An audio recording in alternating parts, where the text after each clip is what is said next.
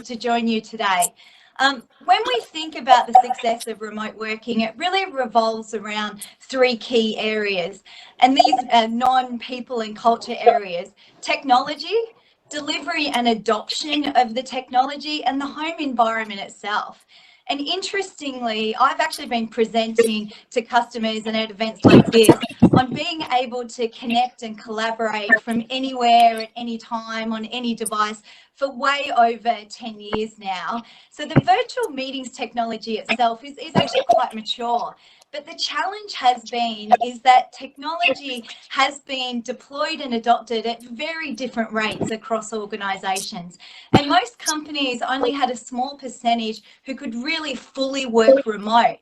But some organisations had really embraced flexible working, and they'd enabled their people to be as mobile as they needed to be. Now, it was these organisations that had invested and deployed and actually adopted technology that really thrived during the pandemic, and they had the most seamless transition for the majority of their people now working from home.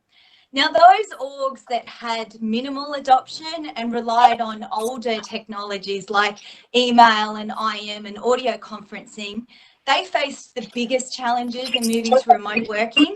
Yet successful remote working really requires a rich set of collaboration tools, not just virtual meetings, but things like integrated calling, and video is crucial, and team technology that allows your people to collaborate not just inside your organisation, but outside your organisation as well. And it's not just all about collaboration technology, but secure connectivity and secure remote working solutions, as you now have hundreds of, potentially thousands of extended office sites in your people's homes, and your people have really become your virtual digital workforce. Now, the physical environment can't be ignored, and we've heard of struggles of people working from dining room tables and kitchen benches on shared devices, and so having that right equipment for your people is one of the considerations that you need to do. And studies have shown that things like laptop video fatigue is real. So you need to consider dedicated video devices, maybe like I'm connected on today, for those high profile and high intensity users you have. Now, all our countries across our regions are in different stages of their COVID journey, and some are actually starting to return the office. And as Ray said, we need to start thinking about space a little differently. And this is where AI technologies, so enabling intelligence and automation, is really going to help your people from a productivity, but also from a health and wellness perspective. In this new blended hybrid working reality, technologies like facial detection and people count can provide social distancing adherence, and voice-enabled AI video devices can give us contactless interactions, as people will be touch adverse. And AI can also even make our virtual meetings more constructive through things like intelligent in-meetings assistants that can listen for key phrases and create automated summaries and highlights and action items and decision points from our blended virtual meetings, as these will include people distributed across many different workspaces. So to really get that successful distributed mobile workforce, you really need to deploy and adopt secure virtual workspaces for everyone, because I believe that distributed working, hybrid working is likely here to stay. Back to you, Javed. Excellent. Thanks a lot. And it was really very informative. Thanks a lot for this one. And these were excellent tips. Next, I will be asking Mr. Gary from Big Innovation. Hi there. Thanks, Javed. Yeah, Big Innovation Centre. Okay, right. My personal views on this: working from home, it's got its benefits, it's got its challenges. And I think there's three key areas where we've got impact. We've got impact in business, impact in technology, and we've got impact in the human impact, the human side of life. Last 20 years, I've run teams globally. And from that experience gained over time, moving to forced remote working did little to change what I do. Steep learning curve for others. Colleagues who work insular, my researchers have been working like this for many years and are used to a virtual experience. And our team at Big Innovation Centre, we've got team members across 3 cities in Saudi. I'm based in the UAE. We've got team member in Greece. We've got team member in California. I've not physically met a team member for 5 months, but it hasn't slowed down the company. We've kept things moving. Other industries and internal functions got to see significant challenges. Confidential info and data being accessed remotely. You can challenge your internal policy and external regulatory compliance. Office work itself, physical transaction processing can be removed by intelligent automation. Processes can be remodeled across customer journeys. Exceptions being constantly reduced through machine learning. Higher level governance can be performed remotely, done right. Can help you eliminate that silo culture that maybe you had in the office, maybe, I don't know. But the future impact on that, look, there's going to be impact on things like office space, around the ecostructure of office working, things like coffee shops and transport. You know, the whole world will change as people sort of move away from that office environment. Tech impact, well, look, some of the tools were new, so to some, they were familiar to others. Meetings are easy using tools like Cisco and Zoom and GoToMeetings. I've looked at things like virtual reality offerings. I don't feel the tech's there just yet. Visually very interesting, but I think the acclimatization of the users, the human bit, reduces the impact of the message that you're trying to get over. Robotics AI has got its place. The latter is going to become more useful with NLP and computer vision being developed. There's work being going at the moment with a friend of mine. She's doing some work around using such technology for insight into remote interviewing and candidate selection for HR. Natural jump to use that to be able to assess body language and reflexes in virtual negotiations and discussion. Few ethical issues there that need to be addressed, but nonetheless, very usable. Things like the human impact is going to be the hardest challenge of all, but maybe the highest benefit. You know, the soft stuff's the hard stuff, Roger Enrico said, the ex-CEO of PepsiCo. Changing mindsets to remote working is going to be a slower transition. Culture change always is. The tech's going to move faster than the culture, but the culture will evolve and the culture will catch up. You've got to develop frameworks and methods that support this remote worker using some things that lean systems like DILO and WILO or innovation incentives. You've got to exercise governance and define measurables, because your measurables are going to be probably different to those KPI measurements that they use in offices today. Look, and there's other well-discussed human challenges that we've probably all heard. Things like, you get laptop syndrome by sitting in front of it all day. You've got to set your working hours. You've got to take breaks like you would normally in the office. Have coffee, have lunch, get a bit of fresh air. You have to get cut, pasty like I am. Get yourself ready for work. Don't go to the office in PJs. Make sure you've got a decent shirt on or something. Excellent. These are the challenges that we've got. These are things we've got to overcome. Thanks a lot. Really, it was really awesome. Really appreciate. Now, the third, I will request Mr. Kevin from Microsoft. I know that Cisco and Microsoft, you are the leaders in this area, and we are really eager to get some really good informative information which we can apply right away. Yes, Mr. Kevin, please go ahead. Hey, thanks, Javed. Look, here at Microsoft, we did a research survey recently, and we found out that across Asia Pacific and maybe across the world that hybrid work is here to stay. So it's not all going to be remote. It's not all going to be in the office. Depending on where you are, it's somewhere in that spectrum, right? And what that means is the technology really has to adapt to that. And really, we're using technology to help people being able to connect, to still have a sense of being engaged all the time, but and to still get work delivered. And like Vanessa, right, for the last 10 years, I've been preaching about remote work, flexible work, and organizations have been adopting it at different rates. And I think the pandemic has really forced everyone to really be an adopter, right? I literally turned like 80,000 seats over a weekend for some customers. So that's one thing, right? The technology, and we're really working on making the technology, more helpful in terms of you being able to use it better. So we're trying to get people who are back in the office to use office spaces in a more smart manner, contactless, using voice, for example, to command the video system to join a meeting for you, for example. We're doing things like having smart AI capabilities that will actually understand when an action item has been spoken in a meeting and transcribe that.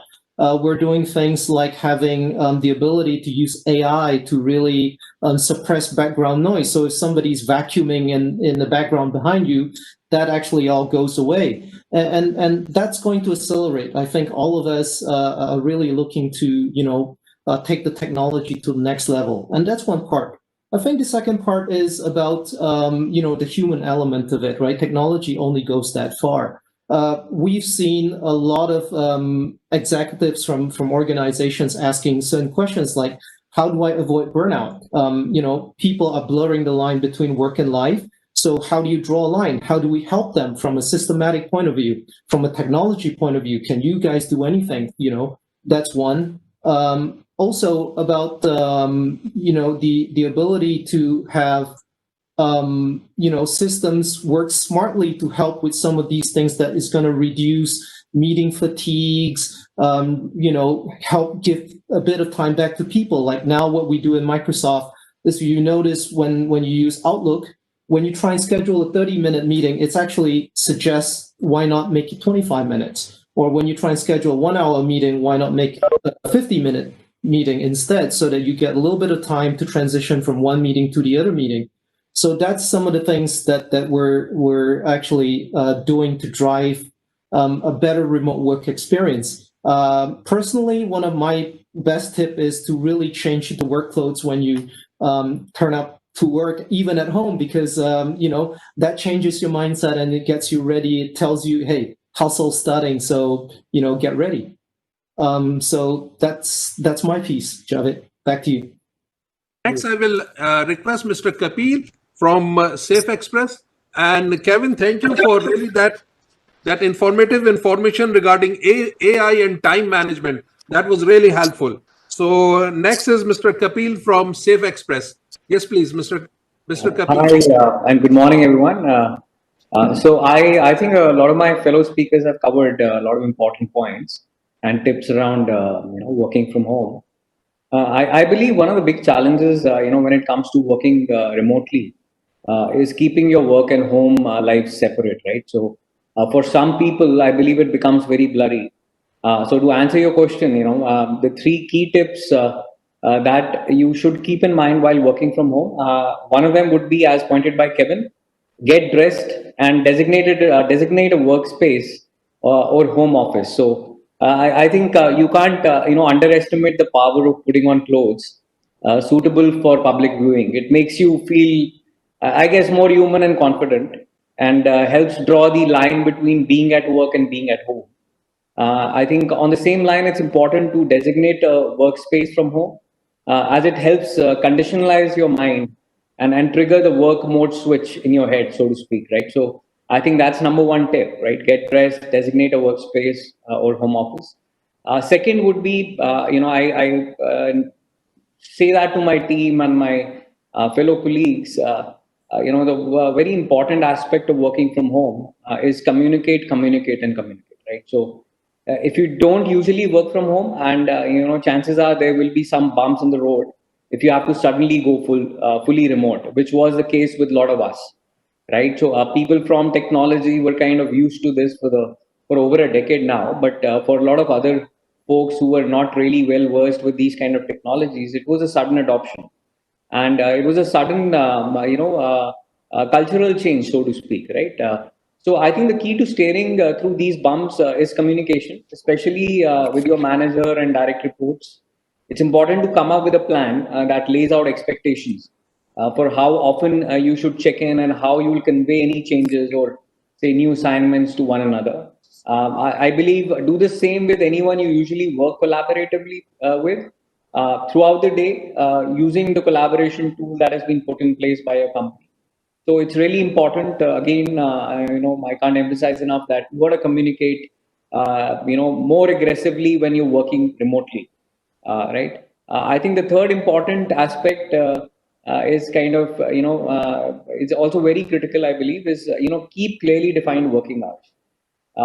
So just as you designate and separate your physical workspace, you should be clear about when you would be working and when you are not, right? So you will get your best work done, and I believe to be most ready to transition back to office.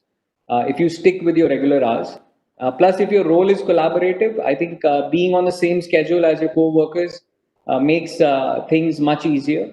So try to stick to that kind of a regime. And having a separate time and space to work will also allow you to be kind of more present in your home life, which is really, really critical now. Right. So I believe, yeah. So keeping, so three things: get dressed, designate a workspace or a home office. Second is communicate, communicate, and communicate. Third is clearly, defined working hours. So you can switch back from your work life to your personal life. It was really very useful, and especially the point that you have mentioned that at least you should dress for work. And I believe that most of the people, they are dressing for work, but their upper half is being dressed. So at least which one is which people they are seeing it. And second is also a very important message that is communicate. And working timing is of course really very important. I believe the next one was Mr. Selvin, which is not there. Is that correct, Mr. Fahad? I do not see him because he has been having some difficulties with getting connected. We have a few questions from the audience. So if I may allow the audience Q&A, can we take the first question that has just popped up on the Q&A panel, Javed, if I may recite Yes. it. This comes Yes, please, from go ahead. This comes from Rigoberto Santos.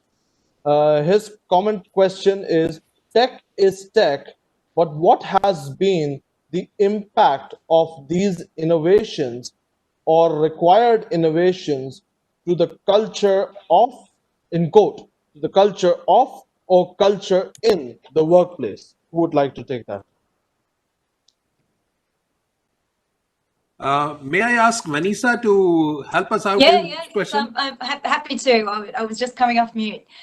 So yeah, it is a very, very important piece, and many organisations are looking at the social capital, right? And the social capital is the social connections that we make with our colleagues in the workplace, and we've seen some great examples of how organisations are trying to keep these social connections between people with things like virtual check-ins and morning coffee times and Friday afternoon drinks, and even looking at new hires and suggesting spaces and team groups that people should join when they join the organisation. And so I think organisations are right across the board looking at ways that they can keep up those social connections and that social capital across their organisation.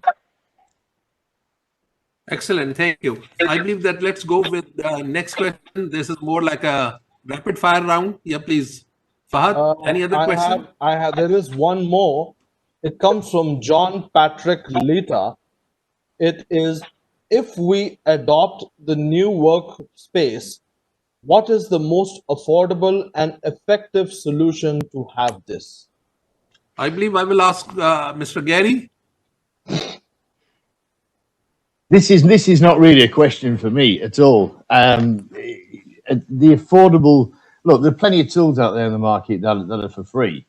And whether it depends upon your circumstance, the company culture, what the company is, what is affordable, what isn't affordable. What I will say is get yourself a good machine that's powerful.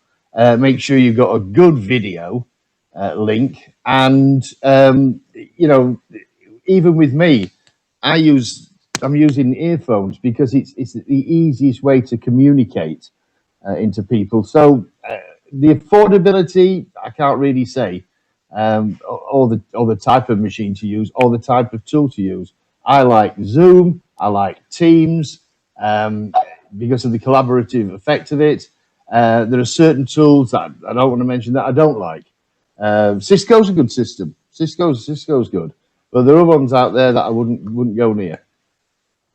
Okay, thank you. So I believe we have got endorsement of Cisco. I believe Microsoft want to add something.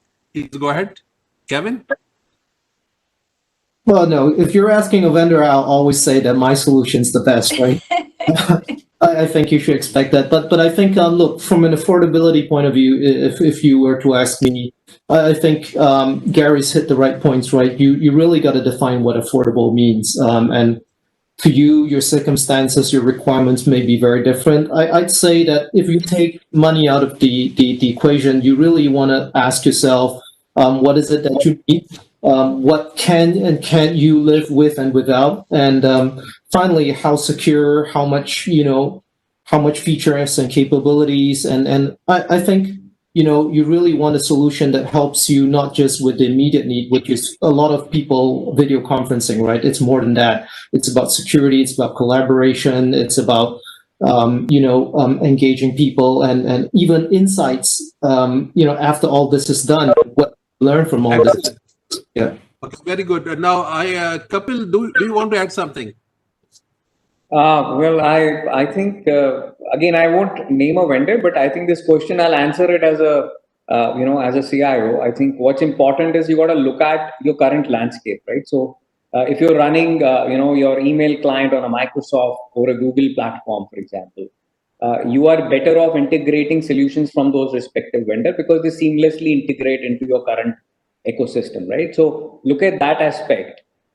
Which is really critical. As a tool, it's all a personal opinion. I believe Microsoft Teams is really a wonderful tool from an overall collaboration standpoint.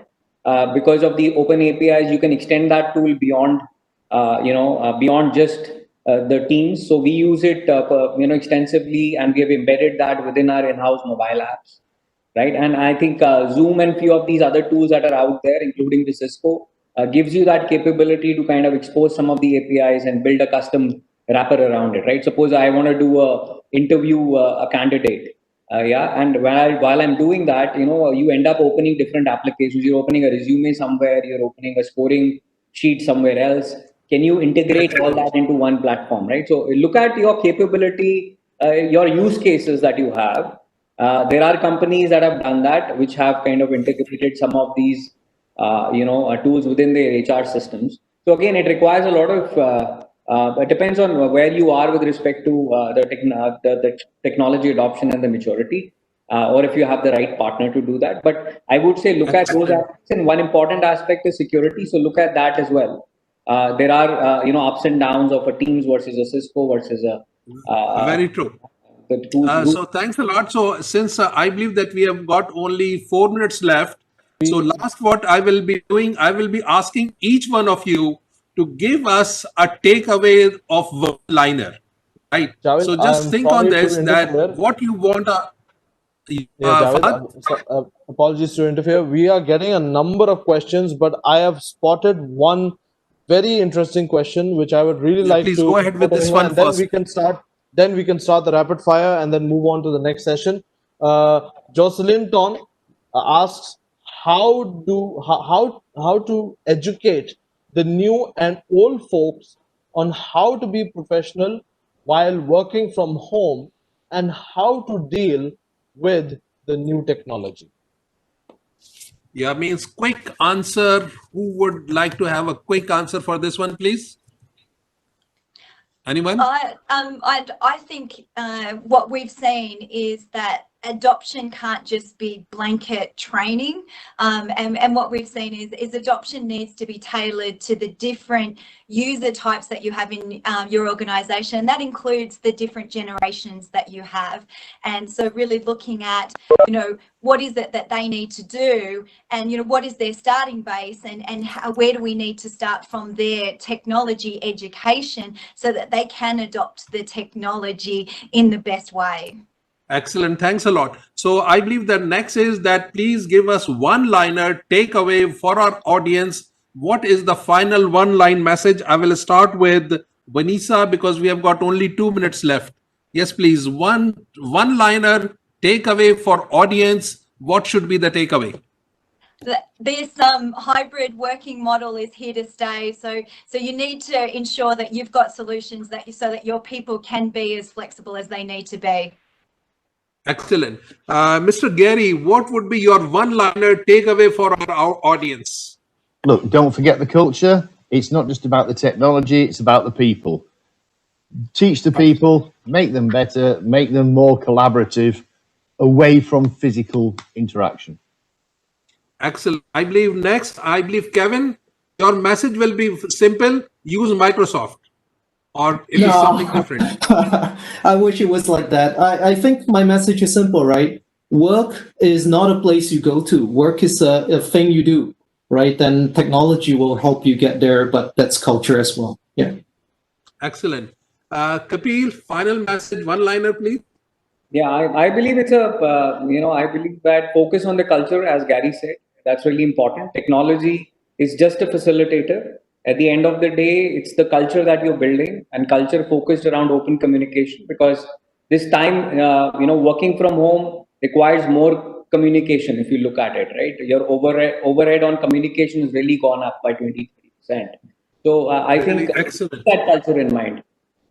Excellent. Thanks a lot. So I believe that we have run out of time. So I really want to thank Vanessa from Cisco, Gary from Big Innovation Center, Mr. Kevin from Microsoft, Kapil from Safexpress. So it was really very informative. And thanks a lot for those excellent tips. So thanks again.